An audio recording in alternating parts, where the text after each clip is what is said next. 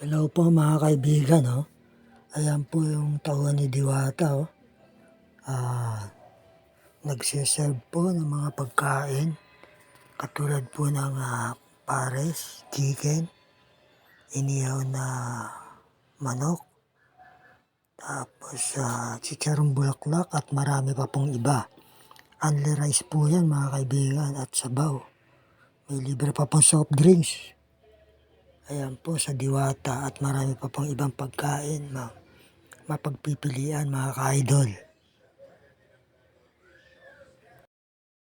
Ayan po mga kaibigan, may mga bottled water din pong tinitinda rito at iba pa pong mga tinda sa Diwata Pares. Ayan po mga kaibigan, ating mga kababayan, lalo nga pong dumadaming pila kahit na gabi. Dito yan sa Diwata Pares.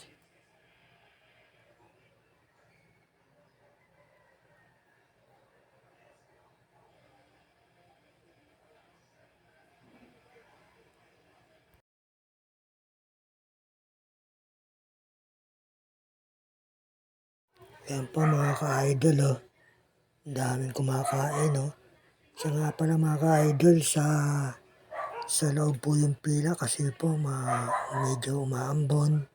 Kaya po dito po sa loob ang pila.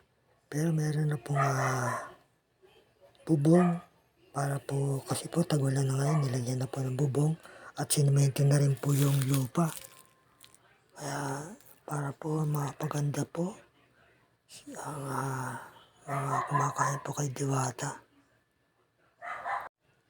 Hello mga kaibigan, ayan po, magpamilya po yung kumakain, kasama po si baby. Kumakain po sa Diwata Pares. Ang dami po ngayon kumakain sa Diwata. Ayan po. Maganda na po kumain dito kasi po may mga bubong na po. Kasi po tagulan ngayon, ganyan. Ayan mga kaibigan, ang daming kumakain sa Diwata, Ayan, may mga nakapila pa.